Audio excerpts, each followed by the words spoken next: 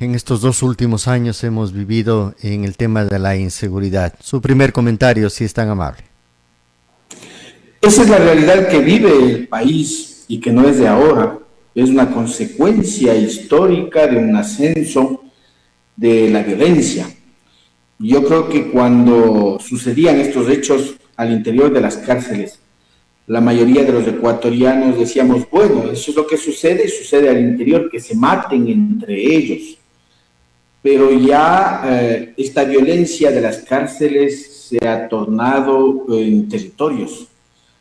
Algún momento analizábamos el tema del triunfo, me parece, en donde una guerra campal entre bandas se daba dentro de la ciudad. Y lo que sucedió este último lunes en relación a Esmeraldas, que ya no fue un ataque entre ellos, entre los delincuentes, sino que ya es un ataque a la ciudadanía, aquellos que están laborando honesta y transparentemente en sus actividades, en este caso artesanales pesqueras, de el Cantón Esmeraldas. Eso implica de que algo está pasando y no se trata solamente de decir endurezcamos las penas. Puede haber cadena perpetua, puede haber pena de muerte. El problema es la falta de actividad e intervención de las instituciones del Estado ya para ir implementando políticas que contengan estos actos violentos. Desde hace algún rato, desde el punto de vista político, hemos dicho de que hay una ausencia del Estado en la intervención frente a la inseguridad y violencia que hay en el país. Y eso es evidente, eso se refleja en todas partes del país. Aquí en este país cualquiera piensa que puede hacer lo que le da la gana, de tal manera incluso que con el decreto de libre uso de armas o de porte de armas, resulta que el gobierno está diciendo precisamente ese mensaje. Nosotros como gobierno, como Estado, ya no tenemos condiciones, tomen ustedes las armas y vean cómo se defienden.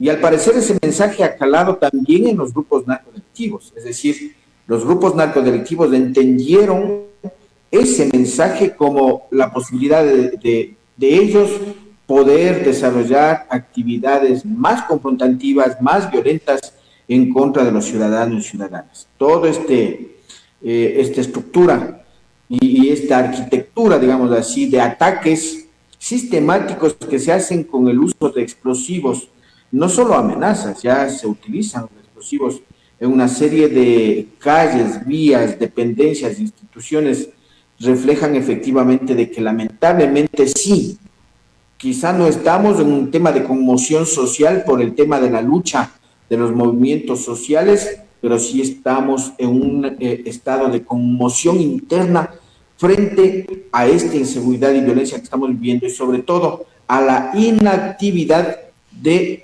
gobierno y de las instituciones que correspondan respecto a garantizar la vida y la propiedad de los ecuatorianos y ecuatorianas. Suscribo lo que usted dice, doctor, respecto de esta eventual evidencia del gobierno nacional de sentirse un poco impotente e incluso el tuit del propio presidente de la República manifiesta y nos dice a los ecuatorianos, este es un problema entre las bandas y ustedes como ciudadanos. Por eso ármense para que puedan defenderse. Y quizás esto también lo entendieron estas mafias y ahora lo que están haciendo es vendiéndonos seguridad, entre comillas desde luego. Y ahí está el tema de las vacunas.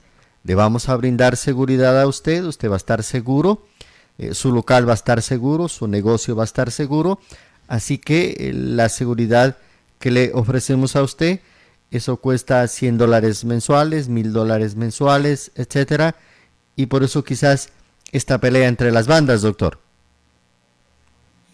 Se requiere tener condiciones desde el punto de vista del ambiente, de la interrelación social adecuadas para poder desarrollar las actividades productivas, educativas, sociales, culturales en el país, ¿no es cierto? Se requiere que los ecuatorianos estemos tranquilos, que tengamos una convivencia pacífica y que sobre todo tengamos la posibilidad de interrelacionarnos en el negocio y el comercio. La extorsión y esto de las vacunas, que es el mecanismo de extorsión de estas bandas narcodelictivas, está generando esta zozobra que de tal manera que incluso negocios, como se ha mencionado en la nota periodística, están cerrando porque tienen temor pues, de ser acribillados en la práctica por no cancelar montos que a veces exceden incluso de las capacidades económicas de los ingresos de estos negocios. Y al mismo tiempo entonces ponen en quiebra no solo a estos negocios, sino ponen en quiebra al Estado y al sistema tributario que tenemos en el Ecuador. Eso al parecer el gobierno no entiende lo que está sucediendo, aparte de toda esta conmoción que genera problemas o enfermedades de carácter psicológico, emocional, que ya no es solamente a quien atiende en el negocio, a quien está en la escuela como maestro o como estudiante, o a quien está en la oficina o al policía que está en la UPC, no es solo a él, es también a sus familias, es a sus niños, a sus hijos, es decir, eso parece que no se entiende en el país. Este nuevo esquema no es nuevo en el mundo, en nuestro país sí. Recordemos ya lo que ha venido sucediendo en Sinaloa, en Jalisco, en México en general, con este tema del terrorismo y la propia extorsión en las vacunas en Colombia por parte de las bandas narcodelictivas, incluso grupos insurgentes. Lo que sucedía en Perú, ¿no es cierto?, con el temor que imprimía Sendero Luminoso y toda su acción de insurgencia, que más allá del concepto de lucha social que puede haber existido, el mecanismo era equivocado o errado. O lo que sucede pues en Europa, ¿no es cierto? Recordemos en España, ¿no es cierto? El ETA, que también aplicaba estos mecanismos entonces de acción, en este caso políticos del ETA, pero tienen similitud respecto a las formas de los mecanismos de extorsión y presión político-social para apoderarse de territorios y espacios. Ese tipo de cosas son las que necesitamos entender en el país y el gobierno necesita entender. Y yo señalaría un adicional de que lamentablemente en este país quienes nos gobiernan no están sintonizados con esta realidad. Miren, nosotros estamos caminando en las calles, regresando a ver permanentemente. Me refiero a nosotros los ciudadanos comunes y corrientes. Pero en la Asamblea Legislativa están a diario revisando la ley para ver en qué le caen al presidente de la República, en qué le caen a la fiscal o en qué le caen al contralor y cómo se reparten el poder en este país. El mayor centro penitenciario de este país se llama Asamblea Legislativa, en donde están todos estos delincuentes, pero que lamentablemente están en libertad y pueden hacer lo que les da la gana sin resolver estas necesidades. Cobran en este país, trafican con la necesidad y la vida de los ecuatorianos.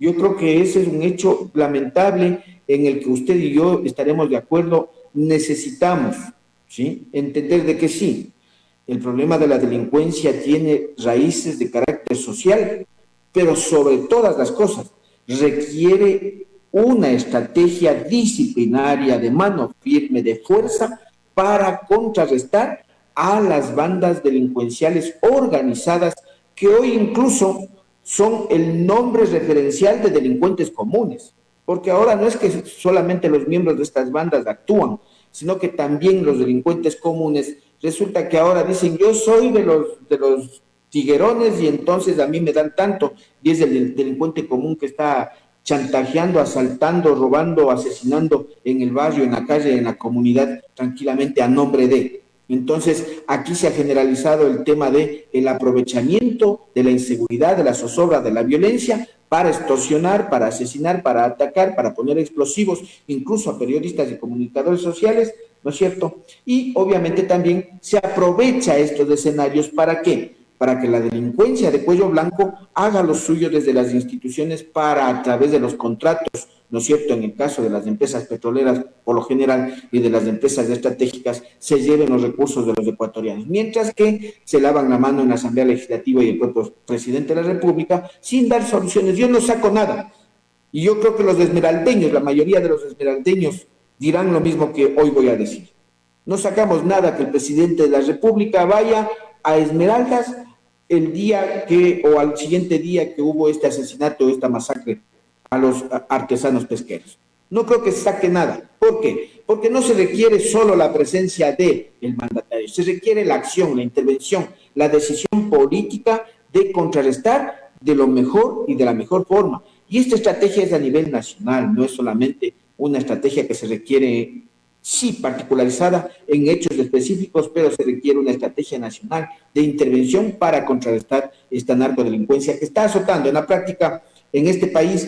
Si es que hoy, que yo creo que ya se nos fue de las manos, no hay una intervención adecuada, pues definitivamente vamos a vivir más adelante condiciones diferentes o difíciles entre todos los ecuatorianos. Yo pasaba una nota periodística de la reunión de mesa de seguridad. Veamos lo que sucedió. Por lo menos esta es la respuesta que el Estado le da al pueblo ecuatoriano. Con un fuerte contingente militar lució este miércoles la Corte Nacional de Justicia, la sede en la que las más altas autoridades del Estado se dieron cita para unir esfuerzos en contra de la delincuencia que aqueja al país. Luego de un mes de trabajo, la Mesa Interinstitucional de Seguridad, con las subcomisiones que la integraron, expuso los primeros resultados, esta vez frente al presidente de la República, Guillermo Lasso.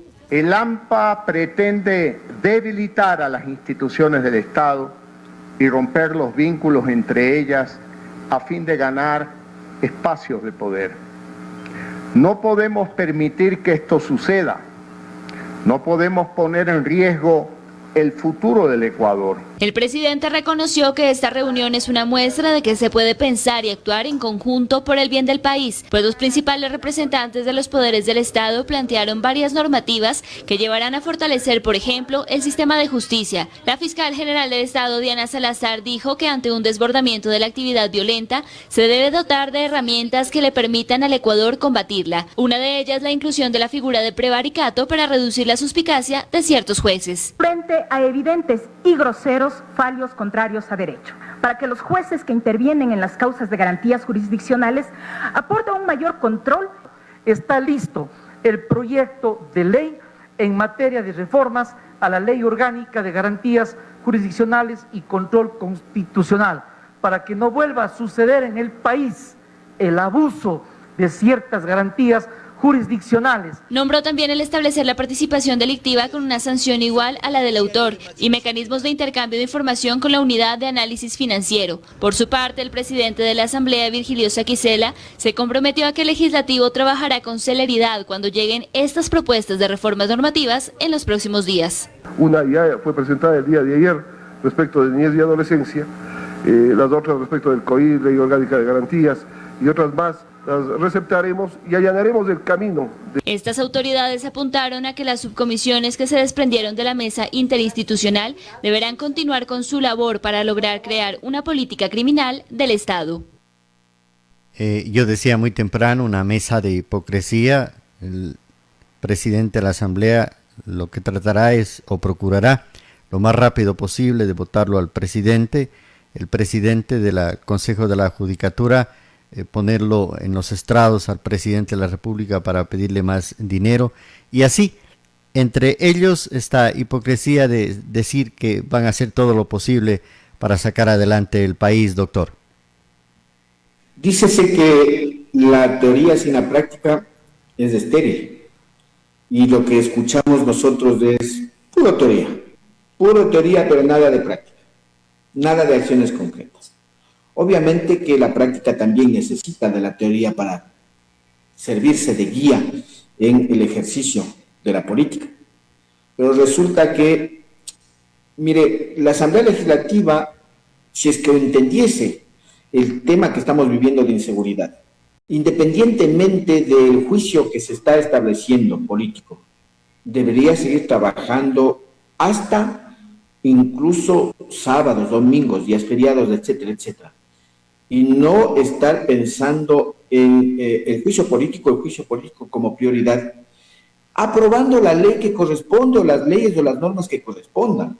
El presidente de la Corte Nacional de Justicia dice que ya tienen la normativa. ¿Por qué no la presentan? La fiscal, ¿por qué no mete presos a todo el mundo? O sea, aquí se lavan las manos hasta el propio presidente de la República. No hay acción práctica. ¿Qué es lo que necesitamos los ecuatorianos para garantizar nuestras vidas, nuestra seguridad, nuestra propiedad? ¿Qué es lo que estamos perdiendo?